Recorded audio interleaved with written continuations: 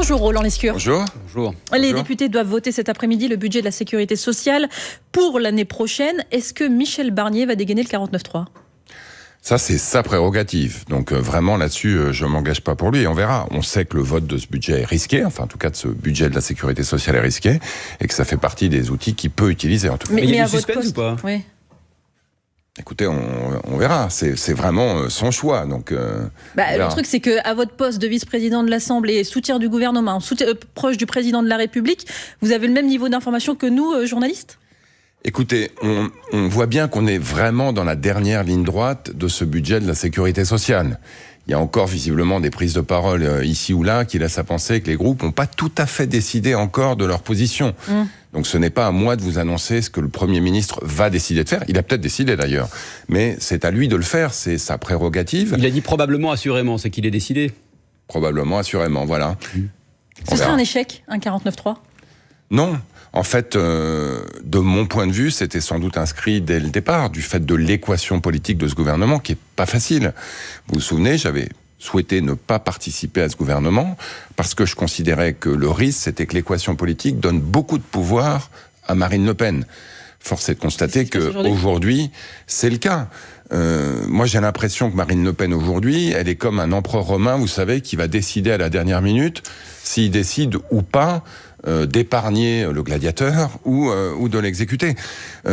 Moi, je pense que Marine Le Pen n'est pas Jules César, c'est plutôt, je dirais, un Machiavel au petit pied qui, au fond, joue avec la signature de la France sur les marchés financiers. Elle joue avec l'argent des Françaises et des Français. Elle joue à la roulette aujourd'hui. Elle va décider au dernier moment en fonction de ce que va lui dire la vindicte populaire. Mais derrière, non, elle dit qu'elle vote la censure. Et d'ailleurs, Jordan Bardella l'a dit ce matin chez nos confrères d'RTL. Ils voteront la censure, sauf miracle de dernière minute. Ils sont toujours prêts à entendre des concessions de la part du gouvernement. Ils parlent d'un budget de punition. Et on l'a déjà vu, ce film sur la loi immigration. Il y a 1 an, moi, j'ai présenté une loi à l'Assemblée où ils avaient dit qu'ils voteraient pour, et qu'à 17h, ils ont changé, ils ont voté contre, parce qu'ils n'avaient pas une réponse à une question au gouvernement. Non, elle décidera, suivant son intérêt personnel, et à la dernière minute. Je note que depuis 15 jours, on parle plus beaucoup de ces ennuis judiciaires. Je pense que ça doit l'arranger un peu.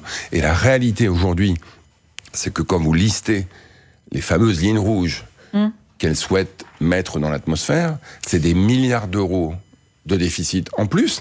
Et donc, ça met en danger la signature de la France, je le répète, mais aussi le revenu des Françaises et des Français. Mais ça veut dire que ça n'a pas de sens aujourd'hui de parler avec le Rassemblement national ? Non, c'est pas le sujet. On a aujourd'hui un gouvernement minoritaire. Et donc, il doit écouter toutes les forces représentées au Parlement et prendre des décisions en conséquence de cause. Mais est-ce qu'il faut tendre la main au Rassemblement national, comme le propose Gérald Darmanin ? Ce qui me gêne dans l'équation politique, c'est ce que j'ai dit depuis, en fait, 6 mois, et singulièrement depuis 3 mois, depuis que ce gouvernement a été nommé, c'est que aujourd'hui, parce que la gauche, il faut le reconnaître, ne souhaite pas collaborer avec un gouvernement de centre et de centre-droit. Est-ce que c'est la gauche qui veut pas, ou alors c'est Emmanuel Macron, par son choix de Premier ministre, a décidé que non, l'alliance se fera pas par la gauche, mais ce sera plutôt sous la condition du Rassemblement national ? En tout cas, là-dessus, je vais être très clair. C'est que, quelle que soit l'issue du vote de cette semaine et du celui qui suivra sur le budget, il va sans doute falloir changer l'équation politique. C'est-à-dire qu'il faut qu'on puisse parler avec la gauche raisonnable pour constituer une autre équation politique, et il faut que la gauche raisonnable soit prête à le faire. Pour l'instant, j'ai pas entendu ça. C'est qui la gauche raisonnable ? C'est le Parti socialiste, c'est une partie des écologistes, c'est même une partie des communistes. C'est des gens qui, aujourd'hui, s'érigent comme des partis de gouvernement et qui, je pense, doivent faire partie, au moins à court terme, parce qu'il faut gouverner la France. Aujourd'hui, j'entends, ici ou là, des gens qui se projettent sur 2027. J'allais dire, c'est leur droit.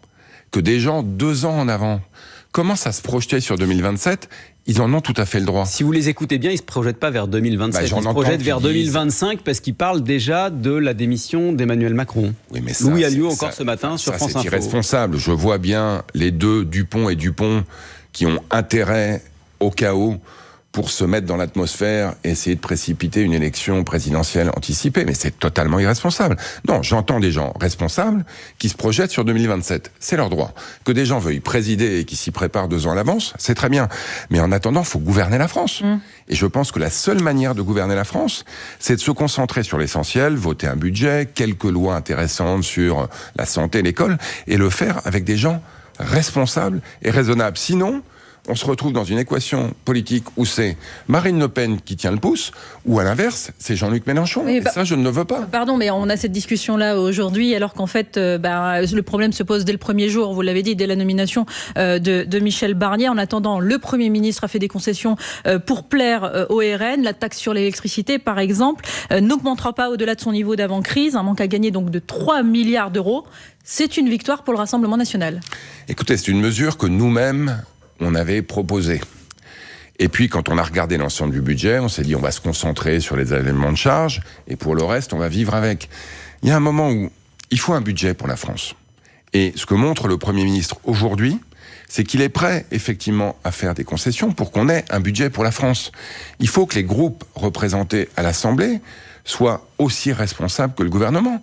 Parce que l'alternative, je ne vais pas vous dire c'est le chaos, mais l'alternative, c'est un risque très important de crise financière. Moi, j'ai travaillé 25 ans sur les marchés financiers.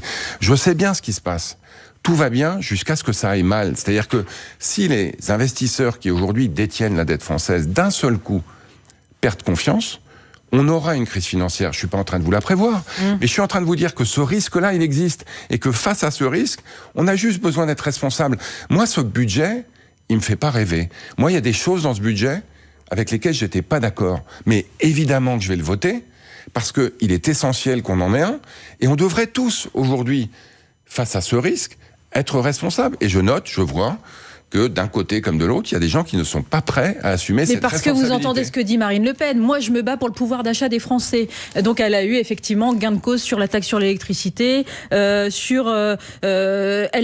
donc c'était là-dessus, sur les retraites aussi. Ça, c'est Laurent Wauquiez, le LR, qui dit « Moi, je me suis battu et donc j'ai eu gain de cause ». Vous, les macronistes, où est-ce que vous avez eu gain de cause pour les Français ? À quel moment vous vous êtes battu pour les Français ? Je ne veux pas rentrer dans la balance de reverbal de ce qu'on a gagné, de ce qu'on a perdu, mais sur les allègements de charges, il était prévu 4 milliards en moins. On a finalement 1,6 milliard. Pour les entreprises. Mais les entreprises, c'est pas des objets diaboliques qui traînent dans la nature. Les entreprises, c'est des gens qui emploient des millions de salariés. Derrière les entreprises, et derrière le coût du travail surtout, il y a l'emploi. Si vous augmentez le coût du travail en France, évidemment que c'est l'emploi qui va en pâtir. C'est l'emploi des Français et des Français. Vous savez quoi ? L'immobilier aujourd'hui, ça va pas très bien. Qu'est-ce qui va se passer si les taux d'intérêt augmentent ? Ce qui arrivera inéluctablement si le budget n'est pas voté et si on se retrouve avec une censure qui, elle, l'est.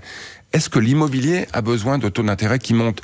Est-ce que les Françaises et les Français ont besoin d'un chômage qui monte ? Est-ce qu'on a besoin aujourd'hui d'impôts qui mécaniquement augmenteront si on ne vote pas le budget par l'indexation sur l'inflation ?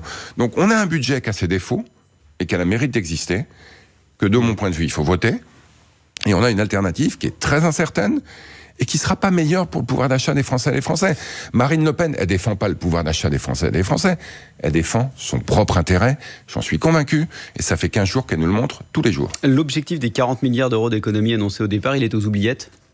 Non, je pense qu'on sera évidemment sans doute un peu en deçà du côté des économies, un peu en deçà du côté des impôts. On verra où sera la copie finale. J'imagine que le gouvernement, je dirais, quand il est entré en mêlée, comme on dit au rugby, il avait ça en tête. Il doutait bien qu'il devrait reculer un peu. Et donc, on arrivera, j'espère, à un budget qui fait qu'on réduira le déficit public par rapport à l'année 2024. Et surtout, qu'on pourra payer les fonctionnaires, qu'on pourra assurer la pérennité du système de sécurité sociale, des retraites. On ne fait pas ça. Je veux dire, si on redresse les finances publiques, c'est pas pour faire souffrir les gens, c'est parce qu'on en a besoin. Aujourd'hui, on dépense plus qu'on gagne. Il faut bon, ça fait 35 ans que ça dure entre nous. Il faut progressivement qu'on réduise ce déficit pour assurer la pérennité de la dette publique. Je reviens sur les conséquences d'une éventuelle censure. Michel Barnier affirme par exemple que l'impôt sur le revenu des Français qui travaillent et sur celui des retraités augmenterait de plus de 3 milliards d'euros dans son interview au Figaro. Pourquoi est-ce qu'il dit ça ? À quel moment ? Alors, d'abord, c'est un peu technique, mais ce qui se passe, c'est que si vous ne votez pas l'indexation des impôts sur l'inflation, les taux d'impôt restent là où ils sont. Et donc vous aviez des gens qui n'étaient pas imposables, qui se retrouvent imposables du jour au lendemain. Et par ailleurs, la fameuse indexation ou désindexation des retraites, ça aussi c'est voté.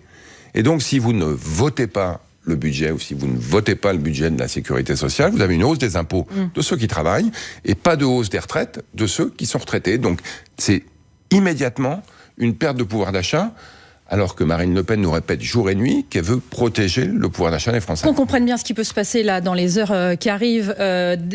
Proposition de 49.3 par le Premier ministre, motion de censure dans la foulée. Ça veut dire donc situation économique.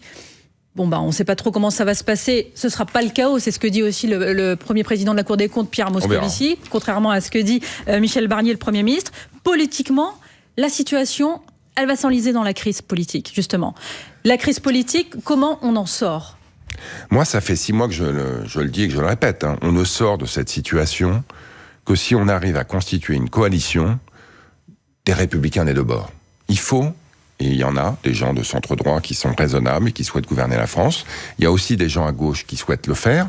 Il faut arriver à rassembler tout le monde, avec évidemment des gens issus de notre majorité.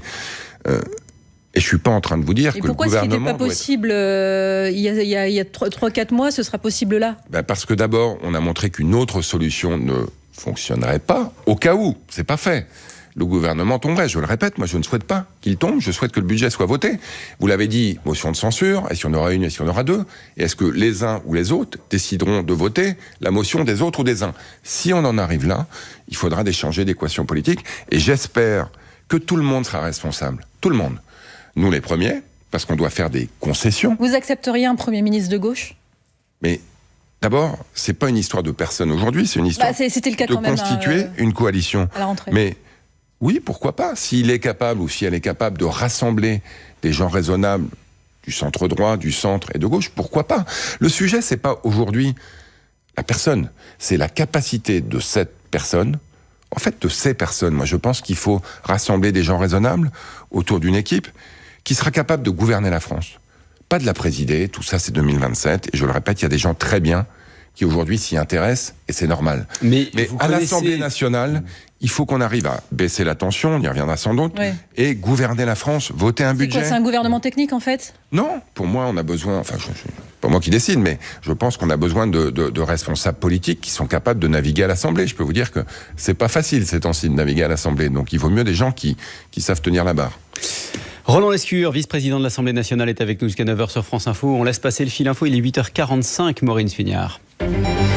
Le bilan reste provisoire, prévient la préfecture des Pyrénées-Orientales ce matin. Hier, en fin de journée, un car s'est encastré sur la paroi d'une falaise à Puymaurens. Au moins 2 morts et 10 blessés graves. Les passagers sont principalement espagnols et colombiens. Le Rassemblement national votera la censure, sauf miracle, assure ce matin le patron du RN, Jordan Bardella. Il estime que le gouvernement a jusqu'à 15h pour revoir encore sa copie. Le budget de la sécurité sociale est présenté à ce moment-là à l'Assemblée. Michel Barnier peut utiliser le 49.3 pour l'adopter sans vote, au risque de se voir censuré. 650 millions d'euros, le montant d'une nouvelle aide militaire de l'Allemagne à l'Ukraine. Le chancelier allemand Olaf Scholz l'annonce lors d'une visite surprise ce matin. Il n'était pas venu sur place depuis plus de 2 ans, quelques mois après le début de l'invasion russe. 5 anciens rugbymen grenoblois jugés aux assises de Bordeaux à partir de cet après-midi. Une affaire de viol en Réunion en 2017. Une étudiante de 20 ans a accusé les sportifs. Ils se sont rencontrés lors d'une soirée dans un bar après un match à Bordeaux. France Info. Le 8-30 France Info, Jérôme Chapuis, Salia Braclia. Et le vice-président de l'Assemblée nationale, Roland Lescure, député macroniste des Français d'Amérique du Nord, ancien ministre de l'Industrie. Et c'est important de parler aussi de la situation économique, le contexte de cette crise politique aussi. Ce sont les difficultés, notamment de l'industrie automobile. Un mot sur l'éviction de Carlos Tavares chez Stellantis, qui est survenue beaucoup plus tôt que prévu, on l'a appris hier soir. Est-ce que les salariés des usines Peugeot et Citroën, qui font partie de ce groupe Stellantis, ont des raisons ce matin d'être inquiets ?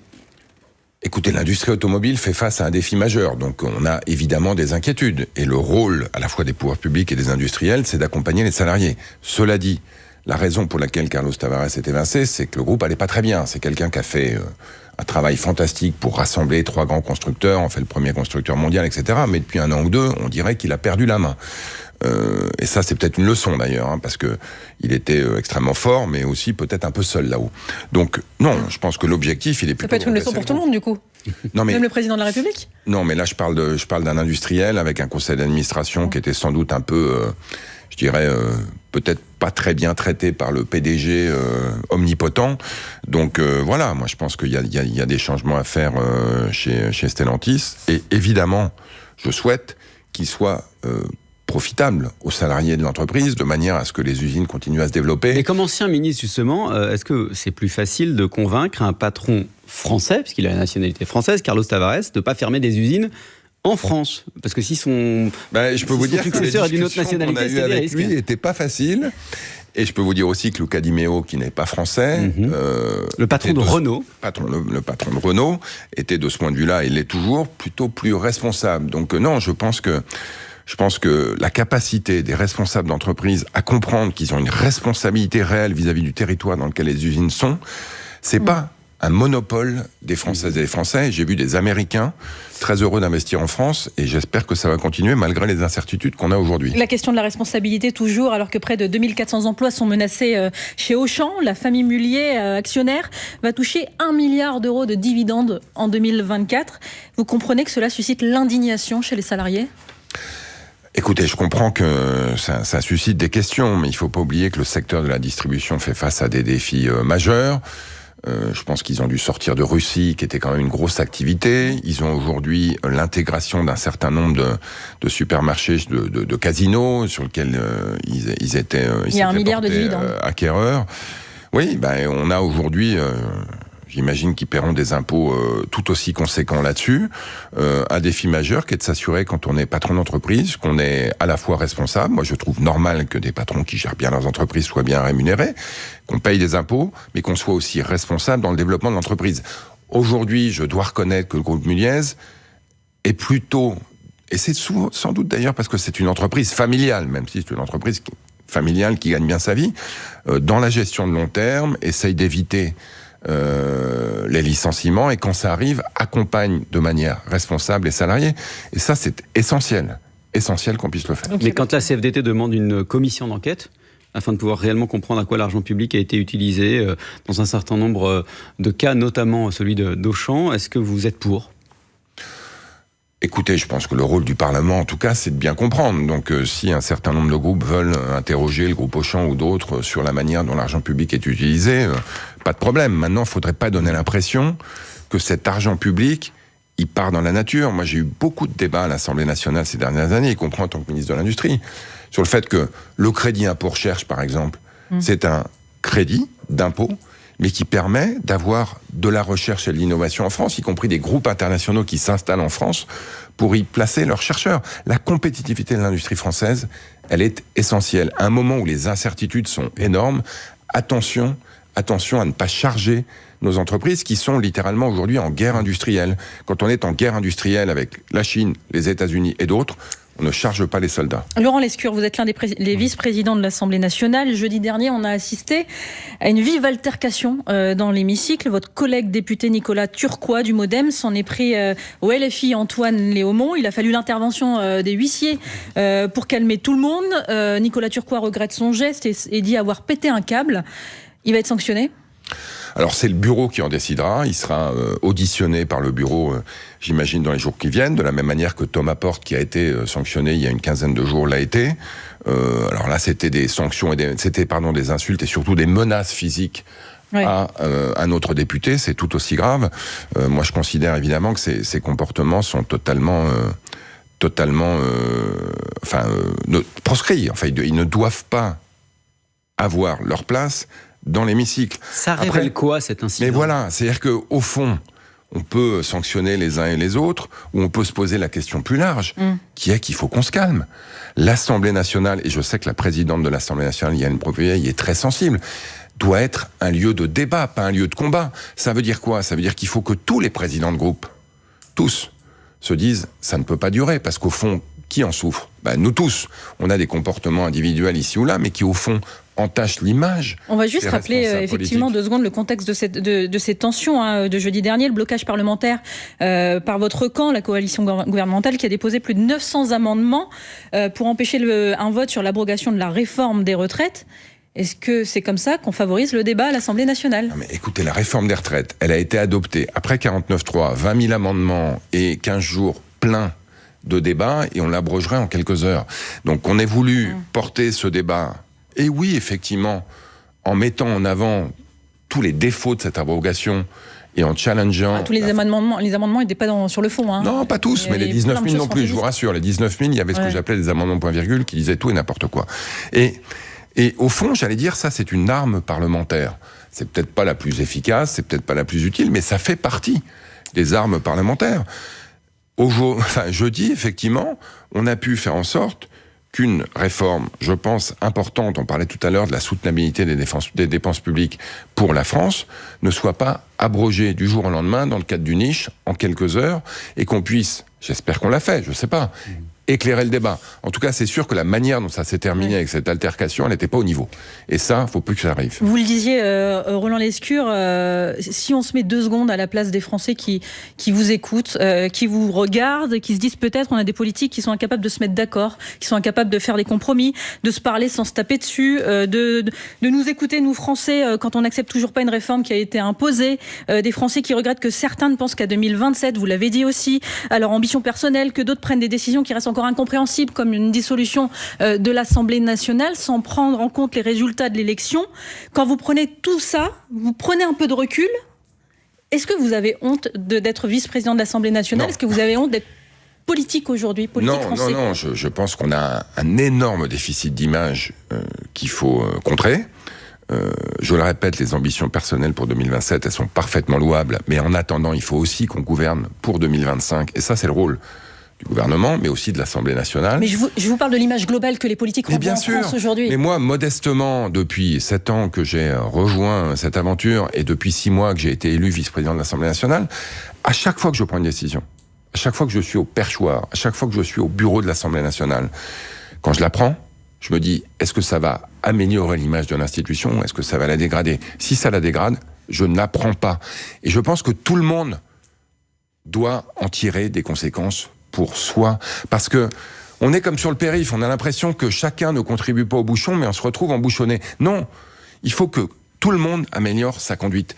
Chacun d'entre nous a une responsabilité. On a tous été élus par des milliers d'électeurs français, on leur doit ça. Vous voulez dire que les parlementaires, vous êtes vice-président de l'Assemblée nationale, n'ont pas pris la mesure de ce qui s'était passé en juillet dernier, lors de cette élection si particulière ? En fait, si. C'est-à-dire que quand vous parlez les uns les autres individuellement, chacun est conscient de l'enjeu.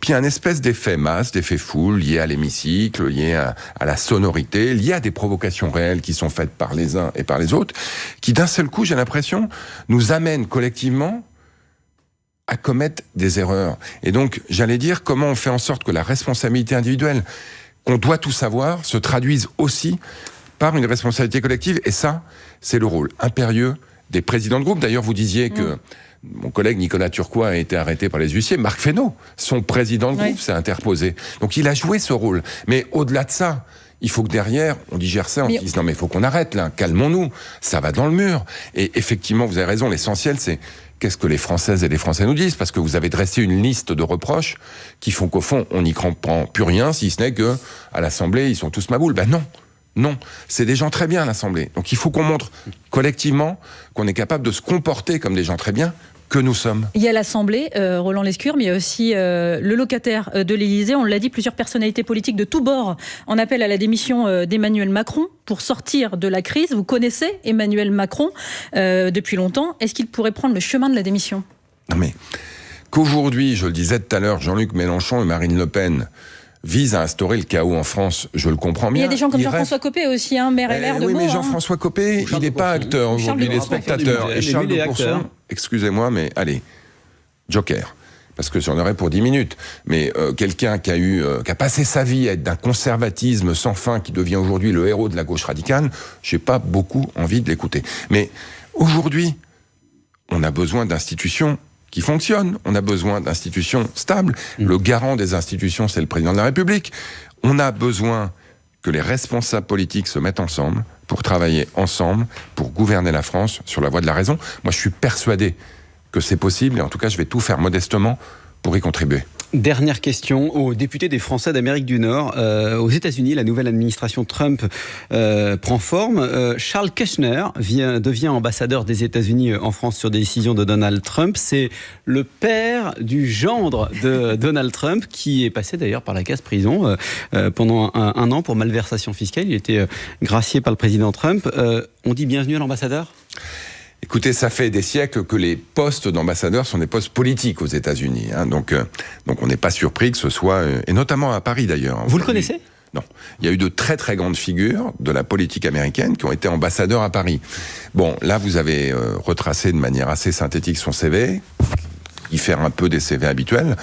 On verra. Moi, je vais évidemment demander à le voir quand il sera arrivé à Paris. Et puis, on verra si on peut ensemble traiter les enjeux des Français d'Amérique et surtout faire en sorte que la France et l'Amérique continuent à travailler ensemble. Et vous viendrez sans doute nous en reparler. Merci beaucoup. Avec Roland plaisir. Lescure, vice-président de l'Assemblée nationale, député des Français d'Amérique du Nord. Vous étiez l'invité de France Info. Je vous laisse en compagnie de Salia Braclia et Renaud Dely pour les informer dans quelques minutes.